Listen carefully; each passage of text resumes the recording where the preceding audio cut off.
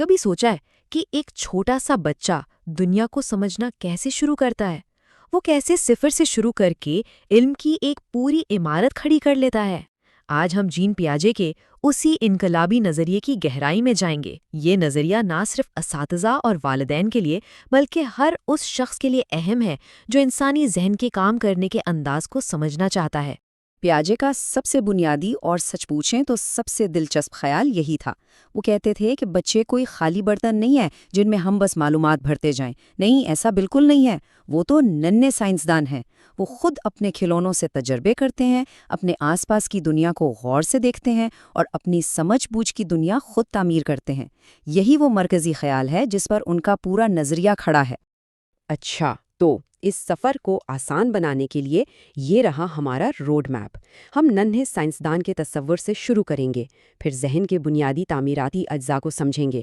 اس کے بعد ہم نشوونما کے 4 اہم مراحل کا جائزہ لیں گے، پھر دیکھیں گے کہ اسے کلاس روم میں کیسے استعمال کیا جا سکتا ہے، اور آخر میں کچھ سوالات کے ذریعے اپنے علم کو مزید پختہ کریں گے۔ تو یہ جین پیاجے کون تھے؟ وہ ایک سوئس ماہر نفسیات تھے جنہیں اکثر وقوفی نفسیات کا بابا بھی کہا جاتا ہے۔ ان کا نظریہ تعمیری پسندی یعنی کنسٹرکٹیوزم پر مبنی ہے۔ اس کا سادہ سا مطلب یہ ہے کہ سیکھنے والے صرف معلومات وصول نہیں کرتے بلکہ اپنے تجربات اور اپنے ماحول کے ساتھ میل جول کی بنیاد پر اپنا علم خود بناتے ہیں۔ تو سوال یہ ہے کہ اگر بچے اپنا علم خود تعمیر کرتے ہیں تو وہ کون سے اوزار استعمال کرتے ہیں؟ آئیے اب ہم ذہن کی اسی ٹول کٹ کو سمجھتے ہیں جس سے پیاجے نے وقوفی ترقی کی بنیاد قرار دیا تھا۔ تو سب سے پہلا اور سب سے اہم جزو ہے اسکیم۔ اسکیم کو سمجھنے کا آسان طریقہ یہ ہے کہ اسے ذہن میں موجود ایک فائلنگ سسٹم کی طرح سوچیں۔ ہر چیز، ہر تصور جس کے بارے میں ہم جانتے ہیں، اس کے لیے ہمارے ذہن میں ایک فائل یا ایک فولڈر بنا ہوا ہے۔ یہی ذہنی ڈھانچے ہمارے ذہنی رویے کی بنیادی اکائی ہیں۔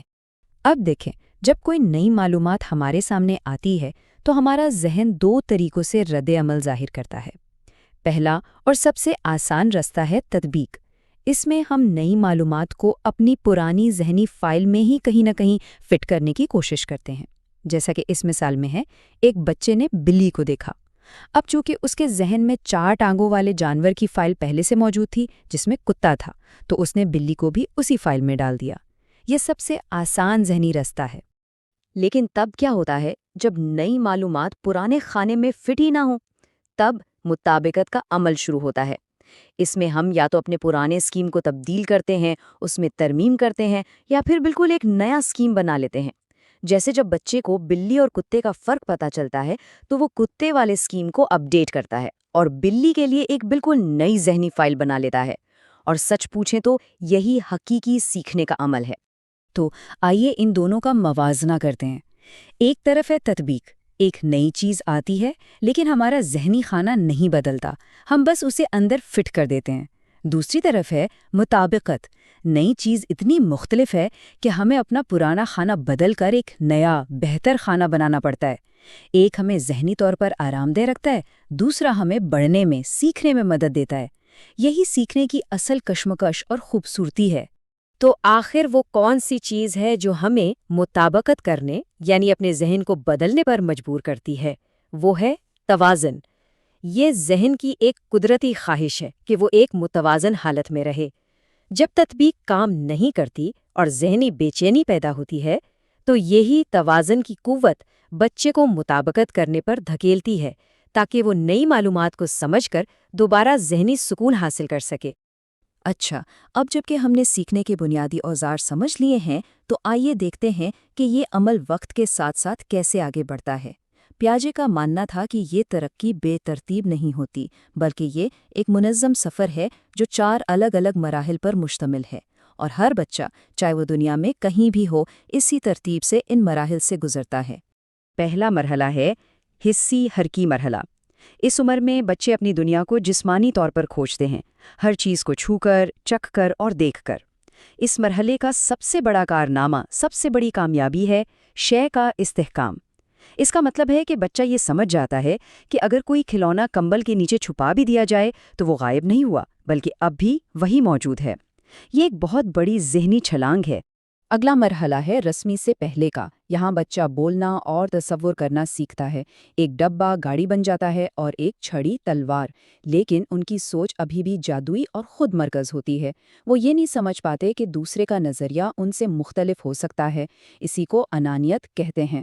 اور اگر ان کے سامنے چوڑے گلاس کا پانی ایک لمبے پتلے گلاس میں ڈال دیا جائے تو انہیں لگے گا کہ پانی زیادہ ہو گیا ہے، کیونکہ وہ ابھی مقدار کے تصور کو نہیں سمجھ پاتے۔ تیسرا مرحلہ ہے ٹھوس عملی مرحلہ۔ یہ منطقی سوچ کا آغاز ہے۔ اس مرحلے پر بچے ہاتھوں سے کیے جانے والے مسائل آسانی سے حل کر سکتے ہیں۔ وہ اب بقائے مقدار کے تصور کو سمجھتے ہیں، چیزوں کو ترتیب دے سکتے ہیں اور ذہنی طور پر کسی عمل کو الٹا بھی سوچ سکتے ہیں، جیسے یہ سمجھنا کہ پانی سے برف اور برف سے واپس پانی بن سکتا ہے۔ لیکن ان کی منطق اب بھی ٹھوس نظر آنے والی چیزوں تک ہی محدود ہوتی ہے۔ اور آخر کار ہم رسمی عملی مرحلے میں داخل ہوتے ہیں۔ یہ وہ جگہ ہے جہاں بالغوں جیسی سوچ پیدا ہوتی ہے۔ اب سوچ صرف نظر آنے والی چیزوں تک محدود نہیں رہتی۔ نوجوان انصاف، محبت اور اخلاقیات جیسے تجریدی خیالات پر بحث کر سکتے ہیں۔ وہ کیا ہوتا اگر جیسے سوالات پر غور کر سکتے ہیں اور ایک مسئلے کے تمام ممکنہ حل تلاش کرنے کی صلاحیت رکھتے ہیں۔ یہ سلائیڈ پورے نظریے کا ایک بہترین خلاصہ ہے۔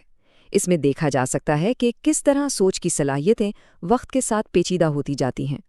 ہم حواس سے سیکھنے سے شروع کرتے ہیں، پھر علامتی سوچ کی طرف بڑھتے ہیں، اس کے بعد ٹھوس منطق آتی ہے اور آخر میں ہم تجریدی سوچ کی بلندی تک پہنچتے ہیں۔ ہر مرحلہ اپنے سے اگلے مرحلے کی بنیاد بنتا ہے۔ تو یہ سب جاننے کا فائدہ کیا ہے؟ اس نظریے کا عملی اطلاق بہت اہم ہے، خاص طور پر کلاس روم میں۔ اساتذہ کے لیے ان مراحل کو سمجھنا اس لیے ضروری ہے تاکہ وہ مؤثر طریقے سے پڑھا سکیں۔ تو ایک استاد اس علم کو کیسے استعمال کر سکتا ہے؟ سب سے پہلے تو نصاب کو بچے کی ذہنی سطح کے مطابق ڈھالنا چاہیے۔ آپ 7 سال کے بچے سے تجریدی ریاضی حل کرنے کی توقع نہیں کر سکتے۔ دوسرا، بچوں کو خود کر کے سیکھنے کا موقع دیں، انہیں چیزوں کو چھونے، بنانے اور تجربہ کرنے دیں۔ تیسرا، چھوٹے بچوں کو سکھانے کے لیے حقیقی اشیاء اور تصاویر کا استعمال کریں، کیونکہ وہ ابھی ٹھوس چیزوں سے ہی سوچتے ہیں۔ اور آخر میں یہ یاد رکھیں کہ ہر بچہ اپنی اپنی رفتار سے ان مراحل سے گزرتا ہے۔ اب جبکہ ہم نے نظریے کے تمام پہلوؤں کا احاطہ کر لیا ہے، آئیے ایک مختصر سی سرگرمی کے ذریعے اپنے علم کو مستحکم کرتے ہیں۔ یہ فعال یاد آوری کے چند سوالات ہیں تاکہ یہ جانچا جا سکے کہ ہم نے کتنا سمجھا ہے۔ چلیے، پہلا سوال، پیاجے کے نظریے نے نشوونما کے کس پہلو پر توجہ دی؟ جواب ہے وقوفی یا ذہنی نشوونما یعنی سوچنے کی صلاحیتوں پر۔ سوال نمبر 2، پیاجے نے بچوں کو کیا کہا؟ انہوں نے بچوں کو ننھے سائنسداں کہا کیونکہ وہ خود سیکھتے ہیں۔ اور تیسرا سوال، اسکیم کیا ہے؟ یہ معلومات کے ذہنی ڈھانچے یا فائلیں ہیں۔ اگلا سوال، تطبیق اور مطابقت میں بنیادی فرق کیا ہے؟ جواب یہ ہے کہ تطبیق موجودہ اسکیم کو استعمال کرتی ہے جبکہ مطابقت اسے بدل دیتی ہے۔ سوال نمبر 5، شے کا استحکام کس مرحلے کی اہم خصوصیت ہے؟ یہ پہلے یعنی حسی حرکی مرحلے میں حاصل ہوتی ہے۔ اور چھٹا سوال، انانیت کس مرحلے کی ایک حد ہے؟ یہ رسمی سے پہلے کے مرحلے کی ایک بڑی حد ہے۔ سوال نمبر 7، ٹھوس عملی مرحلے میں کون سی اہم صلاحیتیں حاصل کی جاتی ہیں؟ اس کا جواب ہے منطقی سوچ، بقائے مقدار اور رجعت پذیری۔ 8واں سوال، بقائے مقدار کا تصور کس مرحلے میں مکمل طور پر حاصل ہوتا ہے؟ یہ ٹھوس عملی مرحلے ہی میں مکمل طور پر سمجھ آ جاتا ہے۔ 9واں سوال، تجریدی سوچ کس مرحلے میں ابھرتی ہے؟ یہ آخری یعنی باضابطہ یا رسمی عملی مرحلے میں ابھرتی ہے۔ اور ہمارا آخری سوال، پیاجے کے مطابق ترقی ایک مسلسل عمل ہے یا مراحل میں ہوتی ہے؟ جواب ہے کہ یہ 4 الگ الگ مراحل میں ہوتی ہے۔ تو اہم نکتہ یہ ہے کہ پیاجے نے ہمیں ایک ایسا فریم ورک دیا ہے جس سے ہم یہ سمجھ سکتے ہیں کہ سوچ کا ڈھانچہ خود کیسے تیار ہوتا ہے۔ بچے صرف معلومات جذب نہیں کرتے، وہ اسے بناتے ہیں۔ سیکھنا توازن کا ایک مسلسل عمل ہے اور یہ ترقی واضح مراحل میں ہوتی ہے۔ اس کو سمجھنا ہر اس شخص کے لیے ضروری ہے جو بچوں کے ساتھ کام کرتا ہے۔ اور آخر میں ایک سوچنے کے لیے سوال، پیاجے نے اپنا نظریہ ایک ایسی دنیا میں پیش کیا تھا جہاں اسکرینیں نہیں تھیں۔ آج کی ڈیجیٹل دنیا جہاں بچے بہت چھوٹی عمر سے ٹیکنالوجی سے تعامل کرتے ہیں، ان کی وقوفی ترقی کے ان مراحل کو کیسے متاثر کر سکتی ہے؟ اس پر غور کیجیے گا۔